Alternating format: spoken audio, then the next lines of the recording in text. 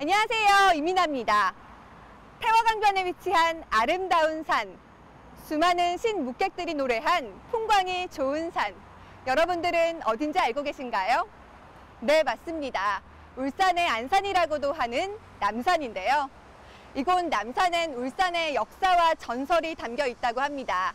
남산에 얽힌 역사와 전설 이야기, 그 현장 속으로 함께 가보시죠.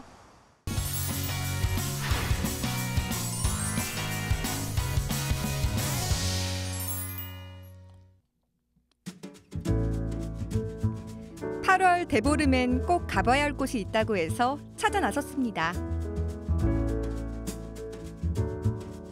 차 타고 돌아다니면서 태화강을 봤었는데요, 선생님. 이 태화강 물줄기를 가장 아름답게 볼 수 있는 곳이 바로 이곳인 것 같아요. 그렇죠. 네, 지금 이곳에서 본 풍경이 이 태화강과 심리대밭을 뒤쪽 산이 이렇게 병풍처럼 아우르는 느낌이거든요. 굉장히 색다른데 저 뒤에 있는 저 산은 뭔가요? 이게 이제 우리가 남산이라고 그러는데 사실은 저 높은 봉은 언을봉이거든요. 그리고 이제 저기 이제 남산 12봉, 12봉우리라 그러죠. 이게 이제 어디서 유래가 됐냐면은 무산 12봉, 중국의 그 양장에 가면 그 삼엽이라고 써요. 그거 보면 무협이라고 있는데 그게 12봉우리가 굉장히 이제 아름다워요. 그거 똑같다. 그래서 이게 이제 남산 12봉인데 저기 이제 와와 저 끝 무동에서 이래 쭉 이래 강을 따라서 이래 강변이 이어 있잖아요. 그 산 고비마다 아름답고 그다음에 다리 이래 탁 걸리면 너무 아름다워. 특히 이제 그 저기 태화로에서 바라보면 지금 바로 보이잖아요. 맞아요. 그러면 이제 다리 왜냐니까 저 이제 남쪽으로 넘어가거든. 남쪽으로 이제 넘어가니까 항상 달을 볼 수가 있어. 보름달. 그 큰 달을 볼 수가 있어. 다리에 걸리면 시가 나오고 노래가 나오고 또 술도 한 잔씩 하면서 또 이 산에는 옛날에도 숨은 선비가 많이 살았어요. 어떤 선비가 있었는데요? 그 선비가 글하는 선비 초막을 짓고 저 곳곳이 이래 숨어있던 그 은사들 그 선비들 만나가지고 또 대화도 나누고 또 창화도 하고 창화라고 그래요. 한시를 지으면서 주고받는 걸 창화라고 그래요. 그런 그 역사와 자연 그 아름다운 풍류가 아주 집대성된 곳이 바로 저 언을봉이다. 남산이다. 이래 얘기할 수가 있는 겁니다. 남산 12봉의 최고봉이 은월봉입니다. 달을 숨긴 봉우리란 뜻인데요. 휘영찬 대보름이 걸린 은월봉. 태화강 위에 비치면 더욱 아름답겠죠? 우리가 주산이 저쪽에 있잖아요. 하물산 주산이고 이게 남산입니다. 이게 이제 안산이지 마주보는 산. 그다음에 우리 진산은 무령산이잖아요. 그다음에 이제 조산이라고 그러는 거는 이제 가지산. 그다음에 이제 우리가 주필산이는 치술령이라 그러죠. 풍수적으로도 참 이 산이 아주 우리 산을 받쳐주는 산, 받아주는 산. 어떻게 보면 참 자식 같은 산. 그런 아름다운 산이고 또 이 산에는 또 굉장히 오래됐습니다. 왜냐하면 이 산에 대한 구절이 나오는 게 고려 때거든요. 고려 우리가 정포의 시에 처음 나옵니다. 울주 팔경을 엎을 때 언을봉이 나옵니다. 우리가 대부분 산이 조선시대에 나오거든요. 동국, 이성남이나 이런 거 나오는데 이 산은 고려 때부터 그 이름이 붙어 있는 가장 오래된 산. 그래서 이 산은 참 울산 향토사에 대단히 중요한 산입니다. 선생님께서 이렇게 말씀하시니까요. 문인들이 어떤 풍광을 보고 이렇게 시를 읊었을지 점점 더 기대가 되는데요. 자, 이분이 이제 그때 1340년대 여기 왔을 때 가을이었습니다. 그분이 정포라는 분이 유배를 왔어요. 유배를 와가지고 그때 여기서 이제 이 산을 보고 읊은 시가 이제 가을이다. 참 이 산을 바라보니 가을빛이 완연하구나. 그래서 이 산은 곳곳이 계곡마다 이제 만불하라 그랬어요. 이래 계곡마다 이래 참 이래 연기가 오르고 안개가 끼고 그것이 이 바위마다 이제 그게 참 안개가 끼고 인다. 그런 것도 그다음에 이제 심림지유 범한가라 그랬어요. 깊은 산 어디서 절에 종소리가 들린다. 그래서 종소리가 댕댕 들려와요. 그리고 고려 때는 그때 절이 있었던 거지. 그래서 이제 종구격산하라 이렇게 끝을 맺어요. 종소리가 산 너머에서 들리는구나. 그래서 이 산은 아주 종소리가 지금 들리는 것 같잖아요. 맞습니다. 절도 곳곳이 있고. 그래서 이미 고려시대에 이미 이 산은 모든 자연이 가장 완벽한 자연을 갖추고 있는 산이 바로 이 언을산이었다는 것을 언을봉이었다는 것을 알려줍니다. 달을 품은 산을 찾아가 보기로 했습니다.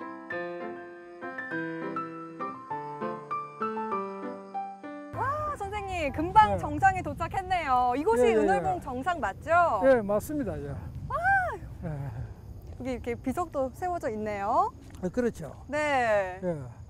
은월봉이라. 와. 숨을 은자, 네. 달을 자, 봉우리 봉자. 달을 숨긴 봉우리. 달이 옛날에 뒤에 숨어가 있으면 네. 저 태화로에서 보면 달 뒤에 머리 꼭지가 보여요. 네. 네, 정말 이 태화루에서 보면 은월봉 그 정상에 그 달이 동그랗게 떠 있으면 얼마나 아름다울까. 지금 상상만 해도요. 시 한 수 절로 읊어질 것 같은데. 은월 정상의 돌비석. 옛 조상들도 풍경에 취해 이곳을 찾았습니다. 멋지게 시 한 수를 남겼죠.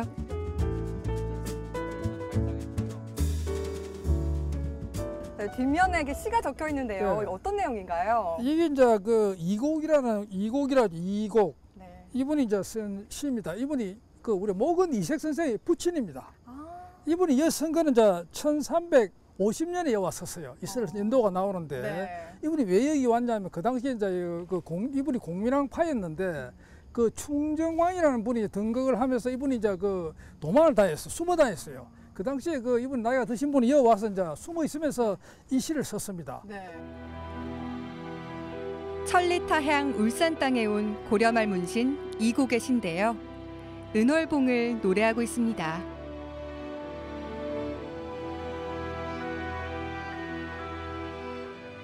그다음에 이런 정자는 옛날에 선비들이 이제 그 오른 작은 정자가 있었습니다. 온돌도 있고 그런 정자에서 시를 읽고 밤을 새우면서 이제 술을 주고받는 그런 곳이었기 때문에 이런 시도 이제 그때 그 당시에 고려 말에 그 무려 뭐 세월이 엄청 오래됐어요. 뭐 거의 7, 800년 전이죠.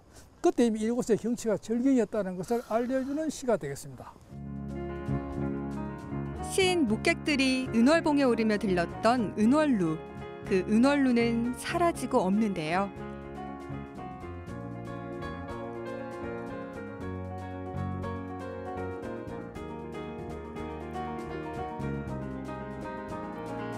(2009년에) 새로 지은 남산루에서 본 태화강입니다. 경치 참 좋죠? 옛 문인들이 이곳에서 정말 시가 절로 나왔을 것 같은 고개가 끄덕여지는 그런 풍광입니다. 예, 그렇죠. 옛날에도 아마 자그마한 정자가 있었을 겁니다. 왜냐하면 여기 이제 많은 시인 묵객들이 찾아왔으니까 울주 8기니까 그때도 이 자리에 아마 크지는 않지만 작은 그 정자가 있었다고 보이고 특히 태화강이 보이지 않습니까, 그죠? 그 태화강 옛날에 배가 돛담배가 굉장히 많이 다녔어요. 옛날에는 울산 저쪽에 원폴이 저기 이제 포구였거든. 울산 포구인데 이게 자꾸 이제 물이 이제 강이 메워지니까 포구가 내려가 버렸죠. 뭐 그런 걸 보면 옛날에 아주 그 절경 중에 절경이었다고 이래 생각이 됩니다. 풍경만 좋은 게 아닙니다. 남산 정상엔 은월 산성이 있는데요. 봉우리를 빙 둘러 있는 이 등산길이 옛 산성터란 사실 알고 계셨나요?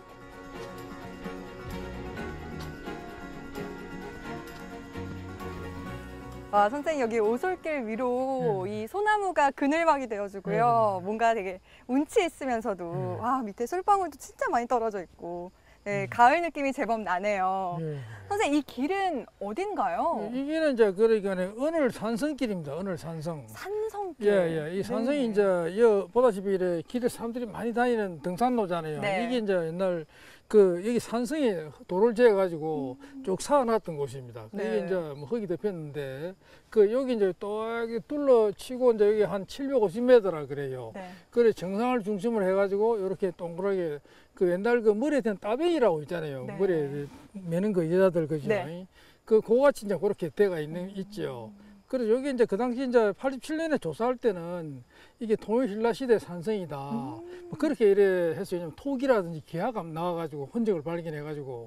좀 전에 간 그 은월봉에서는 문인들이 풍류를 읊었다면 이곳은 우리의 아픈 역사와 연관이 있는 곳이네요. 그렇죠. 여기 이제 국방의 이제 요지인데 아까 우리가 저 보면 그 어병제 같은 것도 아까 지내거든요. 우리 3월 3진 날에.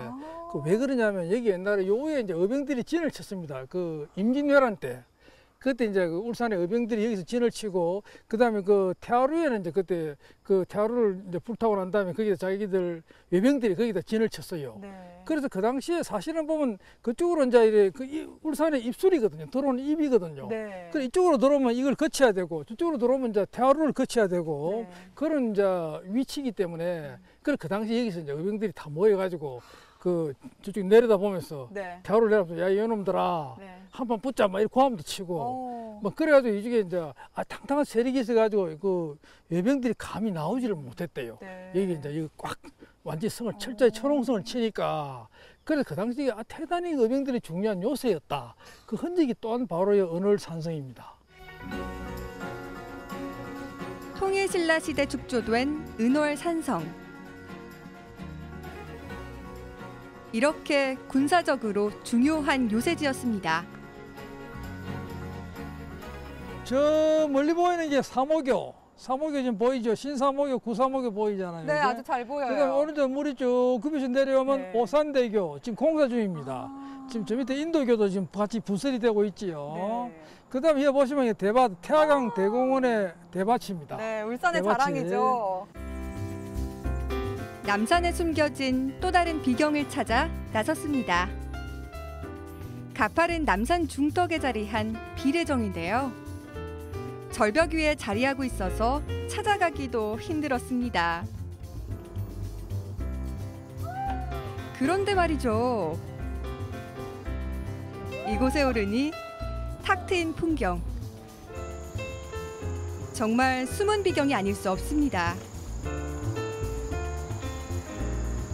비례정, 이름이 네. 참 재밌네요. 예, 예. 제비가 오는 정자라는 뜻인가요? 이제 그게 이제 이름은 보통 비례정이라고 흔히 많은데 실은 이제 비녀봉입니다. 비녀봉. 비녀봉. 비녀 여자들이 머리 묶어 뒤에 꼽는 비녀 있잖아요. 네. 바로 그 비녀를 이제 비례라고 변했는데 원래는 한자로 참이라고 그랬어요. 참. 우리 업지에 보면 참, 세금자 밑에 또 우자 이래 점 찍은 거 그게 뭐냐 비녀 차자입니다. 비녀.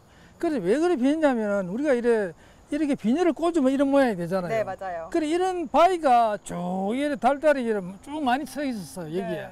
그래 여기 이제 이 있던 비녀봉 바위가 1925년 얼충년 홍수 때 그 네. 물이 많이 흐를 때 이 무너졌어요. 그 사람들이 시민들이 다 안타까워했어요. 네. 저 남산의 자랑인 비녀봉이 무너졌다. 이래가지고 그게 아쉬워가지고 이 정자를 세운 게 바로 이 이제 이 비례정입니다. 사실은 비녀정이죠. 네. 그래서 사실 하나 가지고 알 수 있는 거는 옛날에 기암괴석이 굉장히 많았다고 그래요. 오, 네. 많은데 지금 도로가 생기면서 다 이래 부서져가지고 이제 도로 밑으로 다 들어가 버렸죠. 네. 그러니까 물가 따라 쭉 있던 그 옛날에 바위가 그 왜 중요하냐면 옛날에 여기 이제 배를 타는 선유를 했습니다. 선유. 그러니까 옛날 손님이 오면 고리 사또가 태워가지고 저에서부터 이렇게 배를 타고 쭉 왔다 갔다 하면서 그 이제 씨도 옳고 네. 뭐 이런 놀이를 했기 때문에 그 항상 이래 바라 보이는 게 비녀봉이었어요. 그래서 그런 면에서 이제 풍류를 상징하는 게 바로 비녀봉이고 그 나무 자체가 비례정이라고 할 수 있는 겁니다. 달을 숨긴 남산 은월봉. 이번 추석날 대보름이 정말 기대되는데요. 일찍 저녁밥 챙겨 먹고 나서야겠습니다.